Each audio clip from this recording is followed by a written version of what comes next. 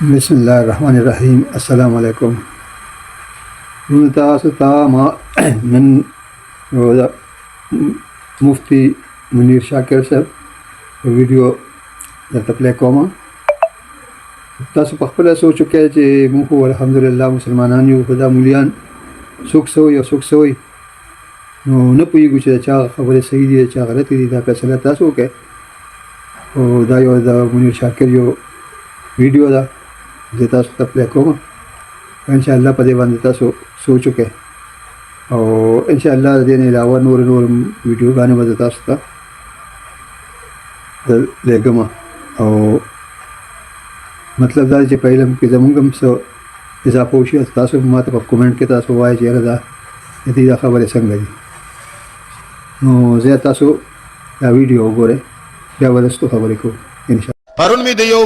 د یو میکپی مولا خبرې اورېدې. میکپی د رومال او بریتونه ښکلي خریلي بې د بیماف. نو هغه وایي انا لله و انا الیه راجعون. هغه وایي چې ګوره قرآن کې راغلی دي که نه، اطیعوا الله و اطیعوا الرسول، چې د رسول معنا و مولا صاحب نه ته اوسه پورې په دې نه پوه شې اطیعوا الرسول معنا څه ده. و مولا صاحب رب ته وګوره قوم معاف کا، بس نور ډل کې مټنګوا حق ومنا.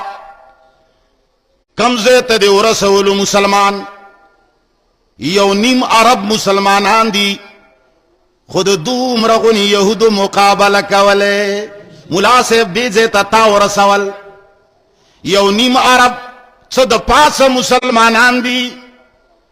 ډلې جوړیږي د جهاد په نوم، دا جهادي ګروپ، دا جهادي ګروپ، دا جهادي ګروپ.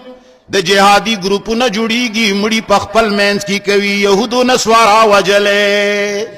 ته په دې 13 صدۍ کې ستا د رب باندې قسمي مولا صاحب قوم باندې رحم وکا، په قوم رحم وکا. 1400 صدۍ پرېږده، هغې له به د خیر د عقل نه رسید، تاریخ نه بنوي خبر کني. صرف د امام ابو حنیفه او د امام شافعي، د امام مالک په اختلاف، د مذهبونو په اختلاف باندې عراق او ګرد و نواح کې لکونه مړي شوي دي، لکونه. امام صاحب مذهب حق دی، بل به وایي د شافعي الله حق دی. په دې څومره مړي شوي دي، تاریخ لږ پړاو که مولا صاحب. خیر د مشر مولا نه پوښتنه وکړه او دا مړي لا تر اوسه روان دي. د 13 صدۍ کې مولا صاحب دا اوس چې کومه روانه ده 1400 نه پس، 2000 نه پس، د عیسوي 21مه صدۍ او د هجري 15مه صدۍ. صرف په دې نظر واچوه وګوره چې موږ یهود نسوارا ډېر وجلي دي که موږ خپل منځ کې ډېر وجلي دي. کم ګروپ ته جوړیږي بل ګروپ بولي، الله دا یې وویشتو، الله دا یې وویشتو، دا یې وویشتو، دا یې وویشتو، دا یې وویشتو، دا یې وویشتو. لږ مفهوم باندې خو مولا صاحب ځان پوهی که کنه. په تا خو د قوم ډېره پیسه لګېدلې ده،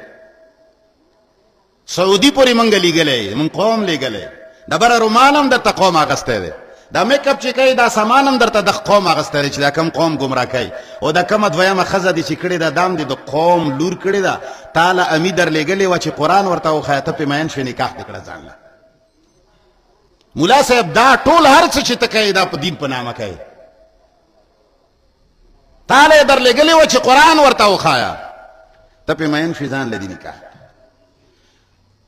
ته په دنیا کې په برقه کې پټه ښکلې ښځه پېژنې او په قرآن کې د ښکاره آیت اطیعوا الله و اطیعوا رسول باندې نه پوهېږي. زمونږ کلي کې یو ساده سړی و، اوس مړ دی الله دې وبخي، دا اوس مړ شو. هغه بوډا شوی و خو پلار یې ورته واده نه کوو او پلار یې د مچو کار کوو. پخوانی مچی نه وي چې چېرته اوبو ته کښېنه نو مچی به د اوبو نه پاڅېده، ده به بیا څارله چې د پړقې کم خوا لاړو. مچی خو ډېره لرې ځي نو ده به ځای معلوم که چې هغه پلني طرف ته لاړه، بیا به یې هغې پسې کوچ ولګوه، مچی به یې را پیدا کړه. او دا زوی بوډا شوی و، ساده و، واده یې ورته نه کوو. نو چا ورته ووایي چې پلنکي خانه دا پلار دې دله واده نه کوي، هغه به کنسلې کولې، خو زه په ممبر نشم کوی، خو مثال یې دله بیان. هغه به وایي چې زما د پلار د خدای داسې داسې وکړي. د سیرې په خوا کې مچی ویني، سیره ډېر لرې ځای و، سیرې کې مچی ویني خو د ځان لاندې پلانکي خان نه ویني چې ښځه یې نشته. مولا صاحبه برقه کې دننه ښځه ویني خوښه کړې دی دا نکاح دې هم کړه برقه کې دننه په کوټه کې دننه مدرسه کې دننه ښکلې جنې وینې نکاح کړې دی دا وطیع الرسول معنی دې اوسه پورې نه ده زده کړې د اطیع الرسول په نامه باندې پیغمبر نه خدای جوړی چې کني دا څه دین د الله دی او څه د رسول الله دی تاسو د رسول الله په نامه چې کوم دین ایرانیانو یا چا جوړ کړی دی دا د خلق ومني نه اطیع الرسول دا معنی نه ده د اطیع الرسول دا معنی ده پښتو کې به مثال درکړم مولانا صاحب برقې ډېرې مه څاره قرآن وڅاره افلا یتدبرون القرآن قرآن وای ما کې فکر کوه ته برقو کې فکر کوي ځکه خطا شوی افلا یتدبرون القرآن تدبر وکړه د دې داسې مثال دی لکه زه چې دا ماشوم ته خط ورکم او په دې کې ولیکم زما یو نوکر دی یا زما خاندان دی یا زما یو ملګری دی هغه ته ولیکم چې دې ماشوم ته 2 لک روپۍ ورکا په خبره پوهېږي دا ماشوم زما د طرفه درغلی دی زه منیر شاکر یم دا زما د طرفه درغلی دی دله 2 لک روپۍ ورکا نو چې دی کله تاله درغی ته زما ښه تابعدارې زما په نوم کروڑ روپۍ هم ورکوي خو شک دی په دې ماشوم دی چې د تاله کله پرچه وښوده نو ته دا ماشوم ته ګورې بیا پرچې ته ګورې بچو ته چا را لېږلی دی درته وایي چې ګورې نه لیکلي دي زه مفتي منیر شاکر را لېږلی مفتي منیر شاکر تا لیدلی دی څنګه سړی دی ګیره شته ته شکي په هلک باندې که هلکه جواب خو راکوئ شکي په چا شکي ما باندې خو دې څه شک نشته ما خو ته مشر ګڼې زما خبره هم منې ما لا احترام هم لرې خو شک دې دا دی چې دا ماشوم چېرته بل چا نه وي را لېږلی دې ماشوم ته دا پرچه بل چا نه وي ورکړي د مفتی صاحب دا دستخط بل چا نه وي کړی نو ما له ټیلیفون وکړي یاره مفتی صاحب دا ماشوم پلان کې خانې نامه ده زه ورته یم شو د ده خبره ومنه د دې دا مطلب دی چې کني دی چې څه وایي که ځانه نه وایي که څه وي هغه وکړه د دې دا معنی ده د دې معنی دا ده چې دله ما کم څه ورکړي دي هغه زما د طرفه دي د ده خبره ومنه د سره چې کم چټ دی هغه زما دی تصدیق صرف د څه شي وشه د چټ تصدیق وشه پیغمبر ته الله قرآن ورکړی دی د خلق شک دی چې دی ځان نه جوړ کړی دی خلق وی انما انت مفتر ته خو ځان نه خبرې جوړوي پیغمبر علیاذ بالله یهودو وی نصاراو وی مشرکینو وی دا چا پوی کړی دی دا چا را لېږلی دی مړه د ده مازغو کار پرېښی دی دا ځان نه خبرې کوي دا مفتري دی علیاذ بالله کذاب دی د باندې سحر شوی دی د باندې جادو شوی دی د سره فراډ شوی دی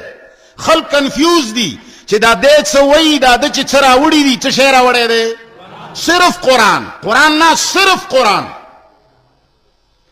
خلکو دا شک دی چې دا الله ورکړی دی که دا رښتیا اوس چېرته دا سړی العیاذ بالله ځان نه خو نه وایي الا اعلانو که اطیعوا الله و اطیعوا الرسول اے خلقا زما ومنئ او زما د قاصد ومنئ دا ټیک وایي چې دا قرآن چا را کړی دی دا معنی ده مولانا صاحب برقه کې دننه ښځه ګوري او سیری کې مچۍ ګوري مخامخ قرآن کې آیت باندې پوهېږي یاره څه چل دی دا ایرانیانو دا لیکلي دي چې د دې آیت دا معنی ده موږ په ایرانیانو ایمان نه دی راوړی تبری لیکلی دی موږ تبری باندې ایمان نه دی راوړی روح المانی باندې هم نه دی راوړی د مفتی شفیع صاحب په تفسیر مو ایمان نه دی راوړی د غلام الله خان په تفسیر مو ایمان نه دی راوړی د دیوبند په تفسیر مو ایمان نه دی راوړی موږ ایمان په چا راوړی دی او د الله په کتاب بس اطیعوا الله و اطیعوا الرسول دا معنی چې زما پیغمبر ټیک وایي دا ما لېږلی دی زما پیغمبر ومنئ ما ورته ویلي دي زما پیغمبر ومنئ شی بالکل کاره رسولی دی زما پیغمبر ومنئ دی دروغ زما پیغمبر ومنئ دی زما په خبرو کې د بل چا خبرې خپل هم پکې نه ننباسي تاسو ویډیو وکړه نو په دې باندې تاسو څنګه کومنټ کوئ او ما ته څه وایئ ما ته په کومنټ کې ووایئ چې دا خبرې څنګه وې څنګه نه وې ولې چې زه خو د ډېرو مولیانو صاحبانو ویډیوګان ګورم او څوک څه وایي او څوک څه وایي او موږ خو لکه عام خلک یو خپل هم دونه علم نشته خو دې خلکو ته ګورو هغې پسې ځو نو